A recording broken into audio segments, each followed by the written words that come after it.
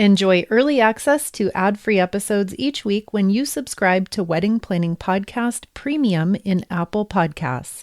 Enjoy the show. Thank you so much, as always, for joining me today and spending a few moments with me talking all about your wedding. So you have found the perfect wedding dress. You've said yes to the dress after multiple trips out, multiple boutiques and stores. You have taken on and off what might feel like 100 or more dresses, and you finally found the perfect one. Congratulations! Choosing your wedding dress is a huge planning milestone, and I know it comes along with a ton of questions and, in many cases, a lot of stress, uncertainty, and a general sense of complete and total overwhelm. Today, we're going to review another ultimate guide, this time of all the things to be aware of after you have found and purchased your wedding dress. So today we're going to dive deep into alterations, including pricing, some money saving tips, a timeline of when to start the alterations process, and also some alternative options for having your dress altered if you need to. Today, we're also going to address pre-wedding weight loss and weight gain and how that impacts your next steps.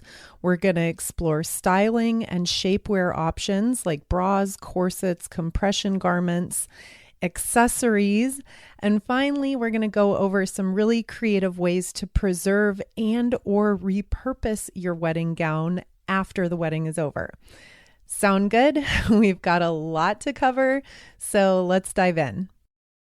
Okay, to get started, dress alterations are a really big deal, and we're going to spend quite a bit of time today talking about alterations because, number one, it is a really big deal. Already mentioned that.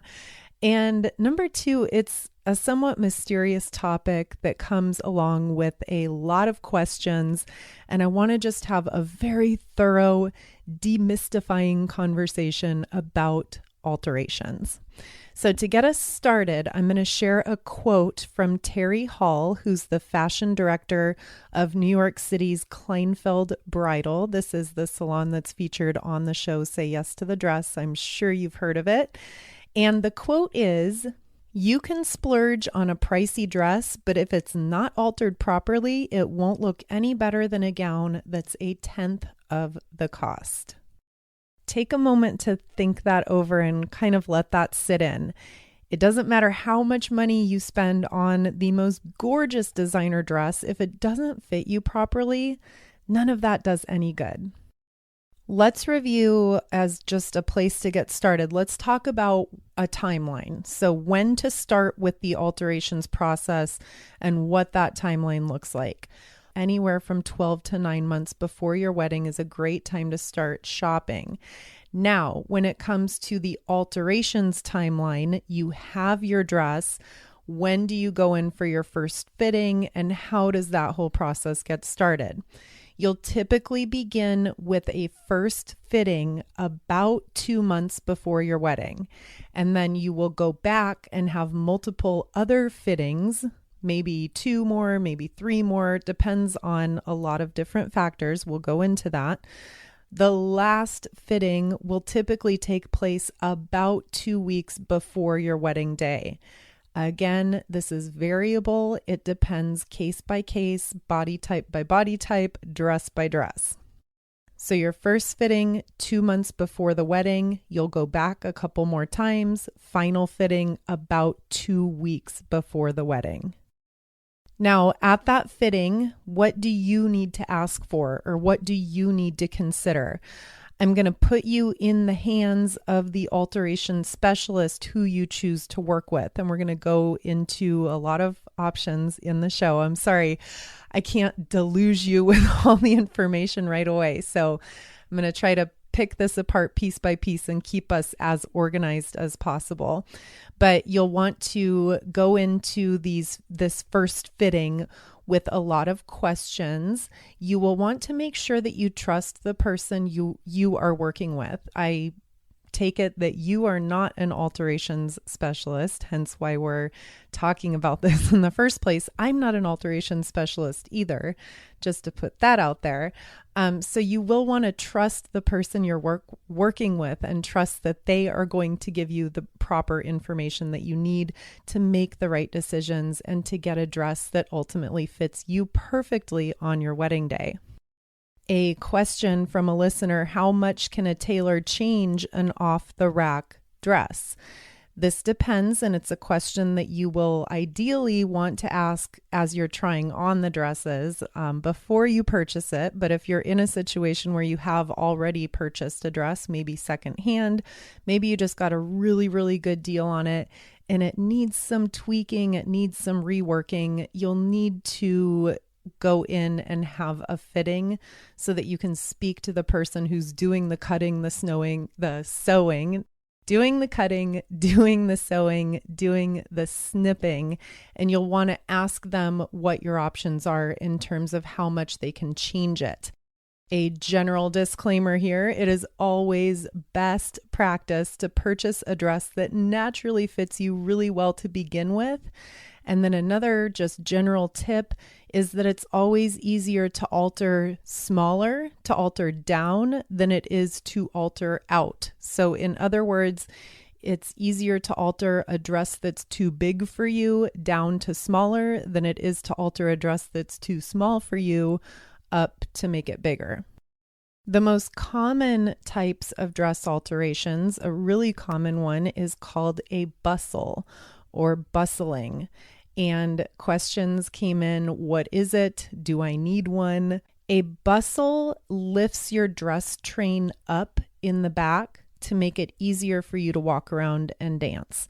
Now, the longer the train on your dress, the more folding and tucking and bustling will be needed. Ribbons, buttons, and or hooks are added along your dress train so that your dress train can be folded up or tucked up onto itself so that you can walk around and not have the train of your dress stepped on all night long.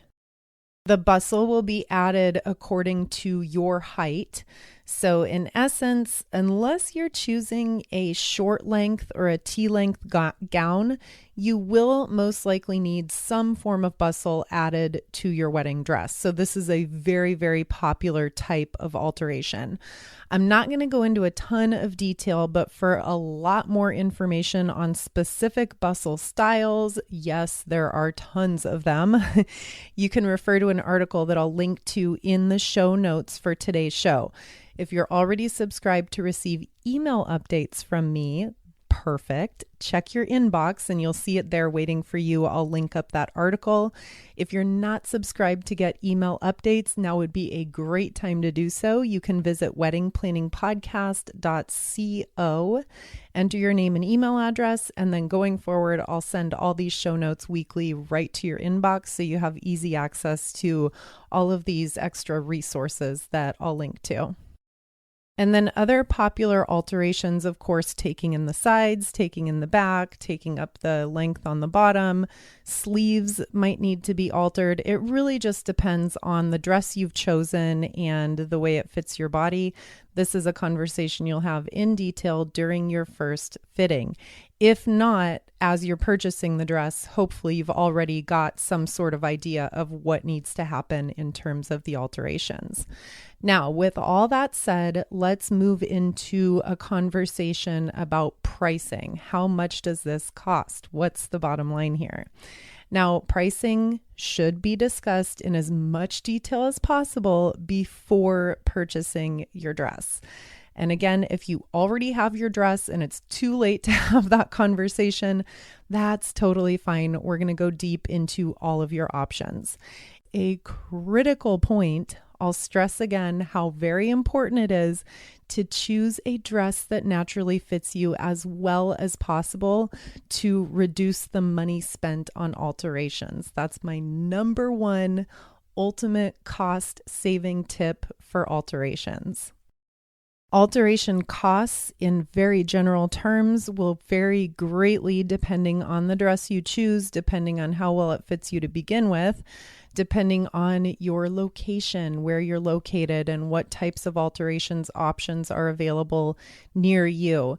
And then, of course, pricing will also depend on a lot of other factors like the experience of the person you're working with, any warranties or insurance that's involved against the work, special fabric, and details like beading, hand-sewn lace. All of these are going to influence the overall cost.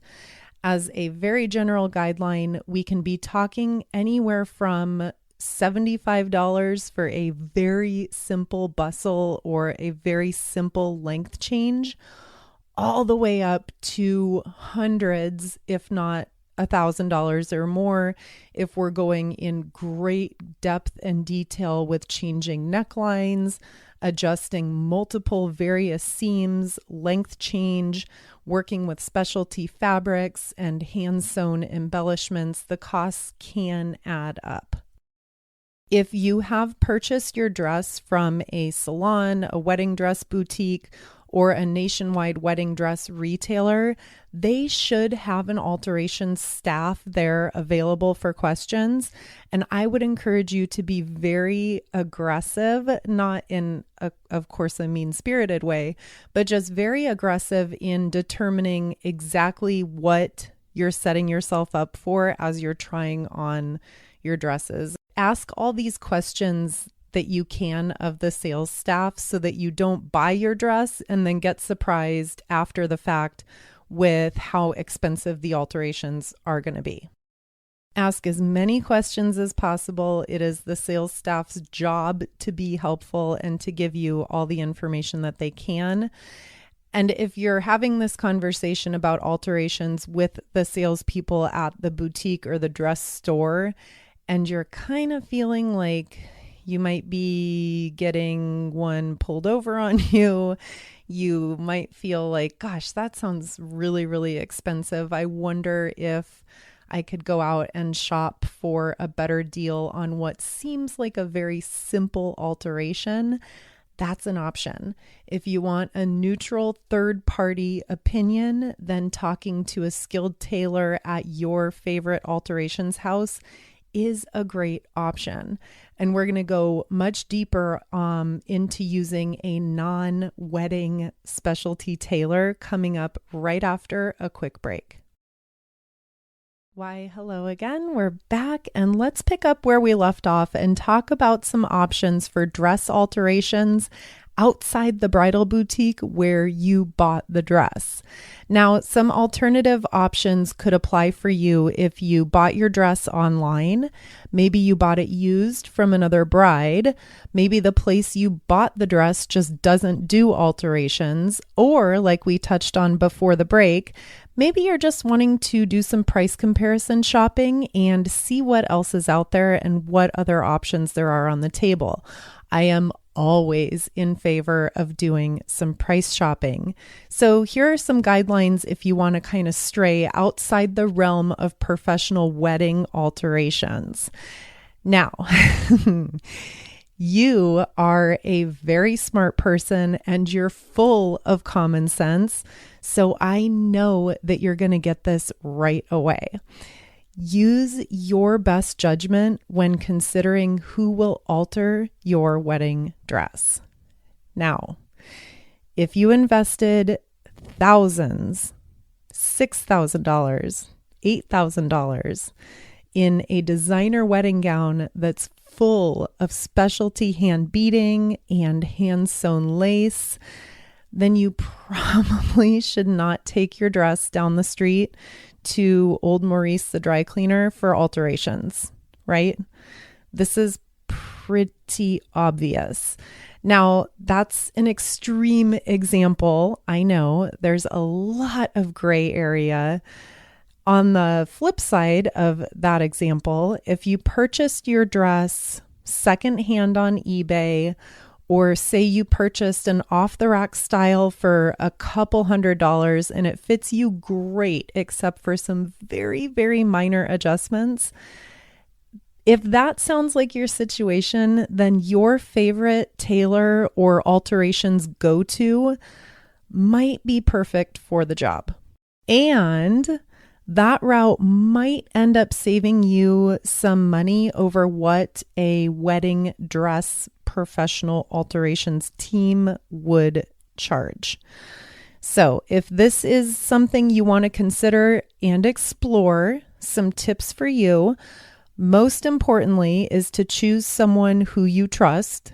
I would not advise taking your dress into some random neighborhood dry cleaner that just has a fluorescent alterations sign blinking in the window. Do your research, have a conversation with the owner or the actual person who will be cutting and sewing your dress. Yes, that's sewing, not snowing. So you need to trust this person, okay? You're putting a lot of stake in them. Your wedding dress is, I don't need to tell you this, it's a big, big deal.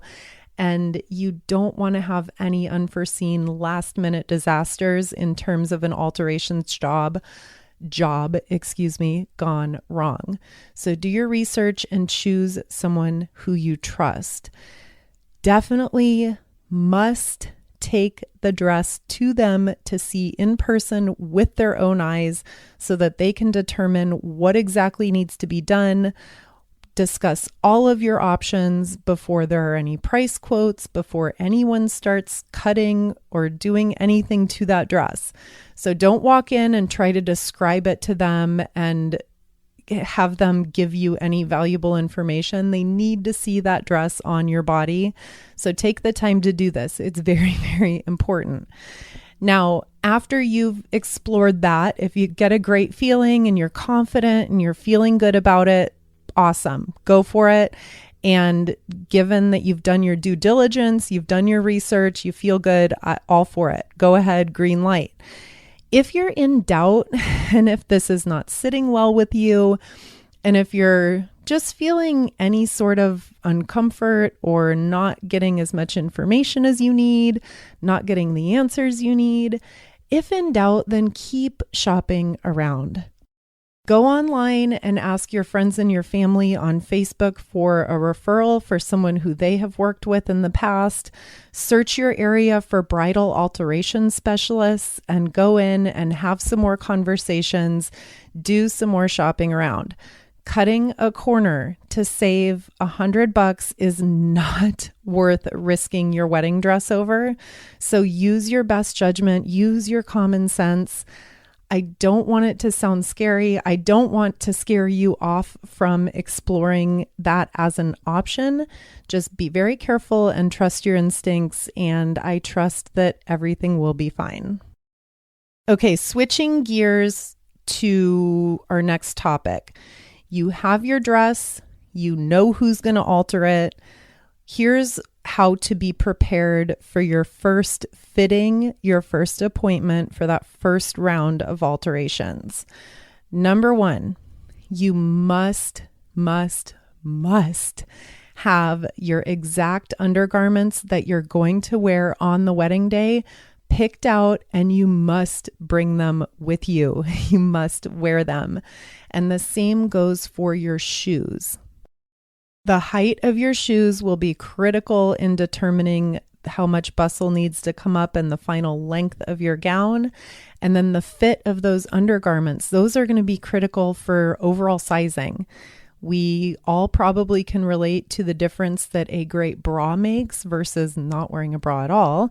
So if you go to that first fitting not wearing a bra, but you plan on wearing a corset style bra under the dress, that's going to be a completely inaccurate fitting.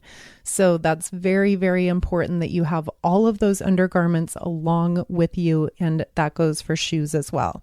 Now let's touch on a money saving tip for the undergarments, the underwear, the bras.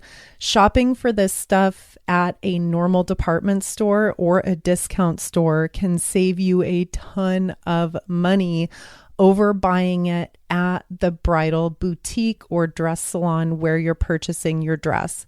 There's going to be a huge markup if you're buying this stuff from a wedding store.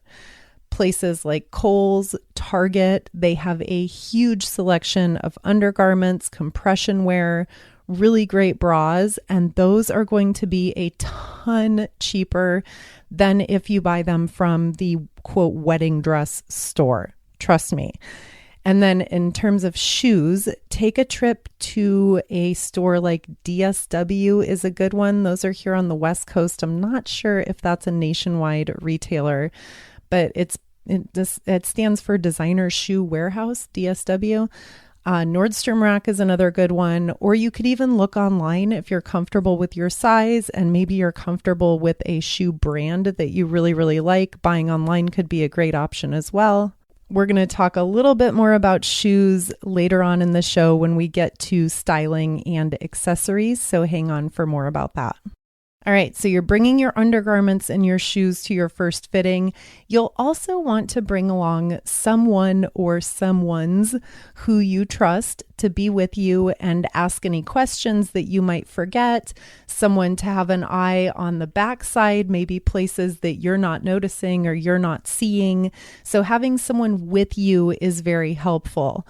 This doesn't need to be 12 people. That could get overwhelming. That's too many cooks in the kitchen. I would recommend to start with your maid of honor, your mom, maybe your sister. Use your own intuition. You know what you're comfortable with. So be comfortable with the crew who's coming along with you and try to keep it small. Try to keep this group pretty tight. As you're trying on this dress and they're starting to pin and clip things, pay attention, trust your instincts and pay really close attention. How does it feel? How does the dress feel? Are the straps sliding down your shoulders? Is there any pinching under your arms? Do you feel like it looks too long or it looks too short maybe? Speak up, raise your hand, be vocal about this stuff. It is so important that we have a really, really good fit and that things are comfortable on you during the wedding day. So you're going to go through this fitting process maybe just once, maybe 2 or 3 times. Rinse and repeat however many times you need to get that dress fitting you perfectly. Now, let's touch on the final fitting. This is the one that's going to take place about 2 weeks before your wedding day. And on that final fitting, some really important things to remember. Important to ask about last minute touch-ups on any wrinkles that you might need to take care of on the wedding day. Can you use a steamer? Can you use an iron? We'll touch more on this in just a few minutes down the road here on the show. Another important final fitting item to be aware of is to make sure that somebody there shows your maid of honor or your mom or your sister or whoever you designate. They need to know exactly how to bustle your gown. In most cases, it's not as easy as simply fastening a button and it's over. It can be very, very detailed and very in-depth. All those hooks and loops and ribbons can be a maze, trust me. So have your alterations consultant, whoever is there doing that final fitting with you, make sure that they demonstrate in detail exactly how to position everything when you bustle up your gown. And bonus tip, I would recommend having somebody take a video on a cell phone just in case you need to refer back to it on the wedding day. Again, it can be a maze of buttons, hooks, straps, so it's important that it's done properly. Otherwise, things will look off balance and won't look right after you bustle up your dress.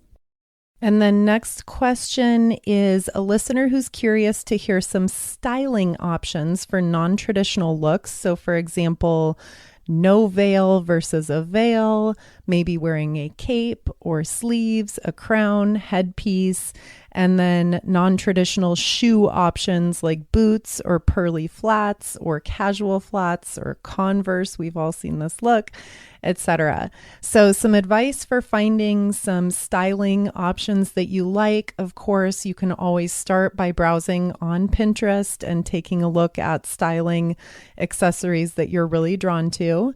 Your favorite wedding blogs, magazines, those will all have some great inspiration. A website like Etsy is also a great place to shop for custom veils, creative hair pieces, personalized jewelry, everything under the sun that you could ever imagine.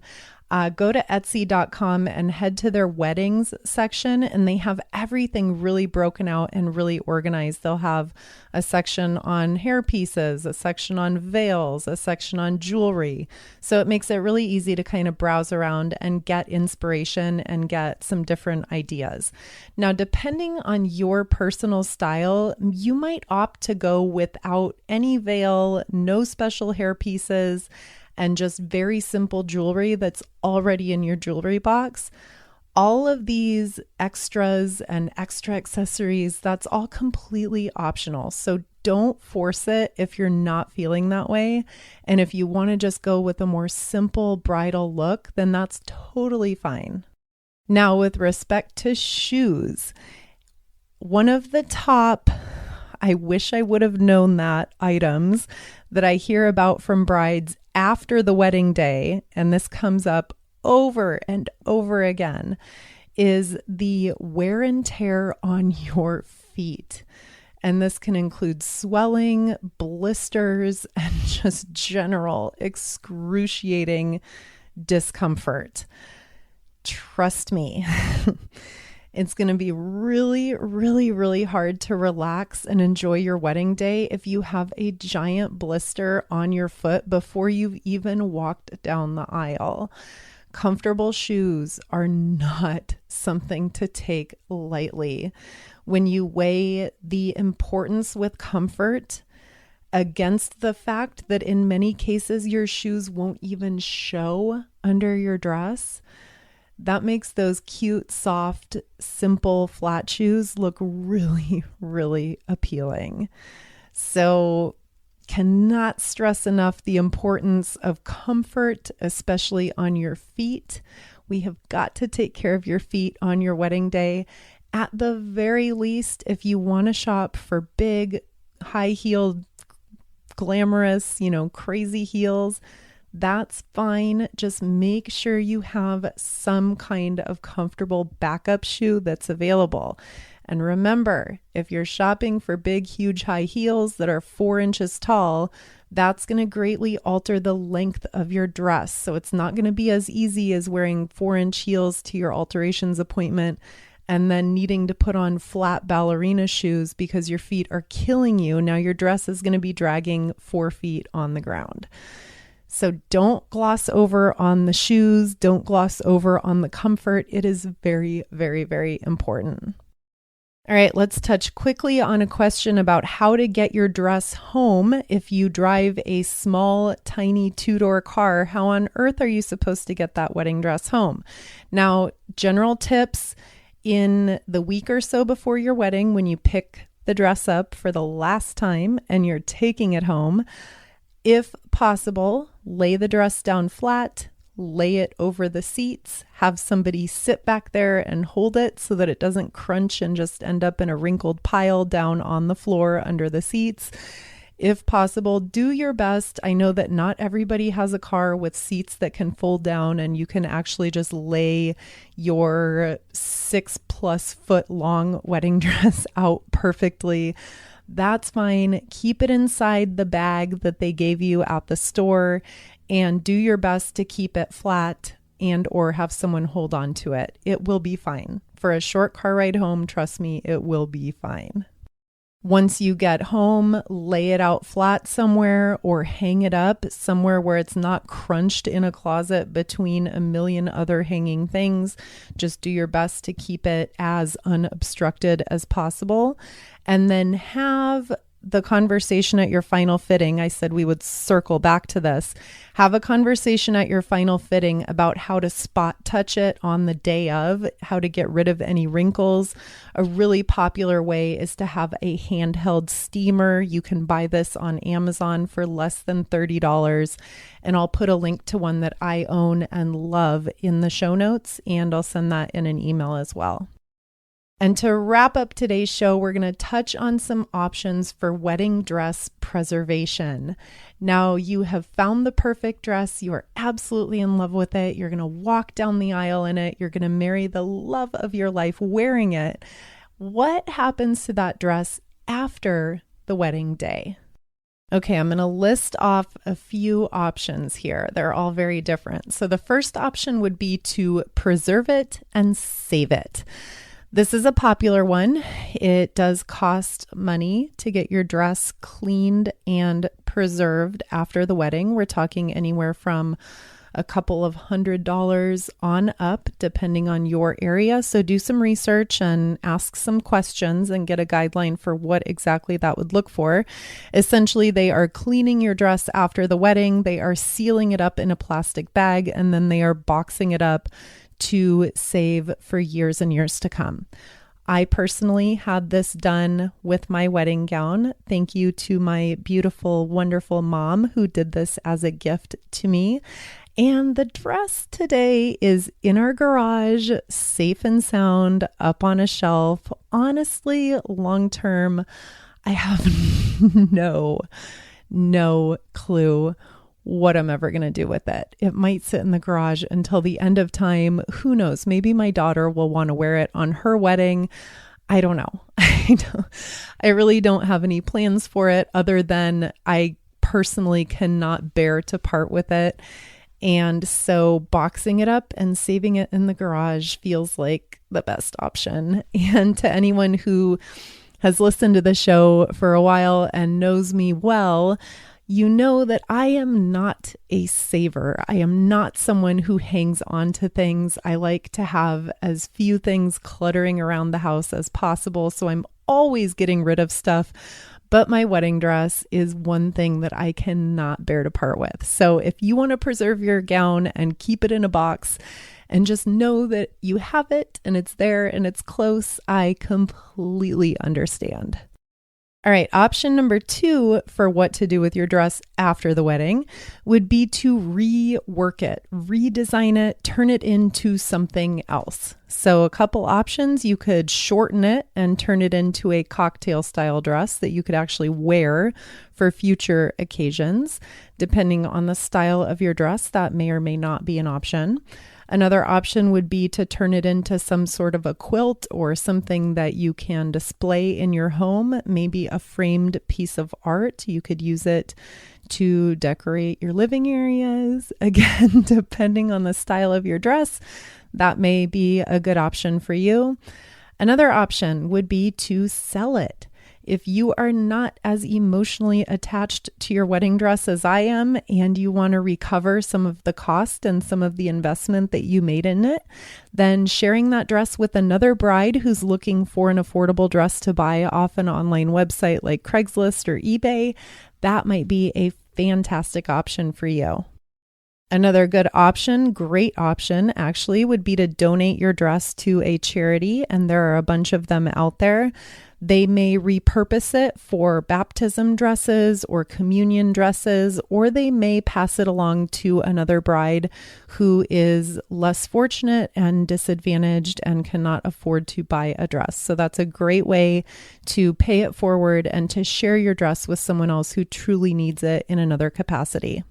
And really quickly, not related necessarily to today's show, but donating bridesmaid dresses is also a great thing to do after the wedding. There's a wonderful charity that turns those into prom dresses for high school girls who cannot afford to go out and buy a dress. So that's another great way of sharing that with someone who can absolutely need and use it in the future.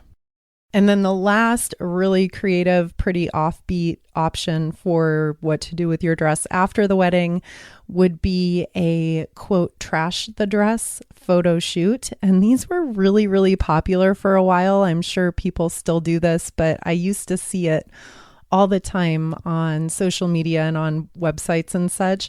So this is where you take your dress, you put it on, you hire a photographer, and you do a post-wedding shoot where you're doing something completely crazy in your dress. So for example, you go out and play paintball, you have a mud fight, you jump in the ocean wearing it. There are endless varieties of ways that you could wear that dress and have a fun photo shoot. And the bottom line being, at the end of that photo shoot, the dress is completely ruined. You've had one last hurrah with it and celebrated. The dress is gone. Definitely not for everyone. I don't have the guts to do that, but if you do, it could make for some really, really fun photos. And with that, I will let you go. Thank you so very much for being here with me today. I'll talk to you again next week. Same time.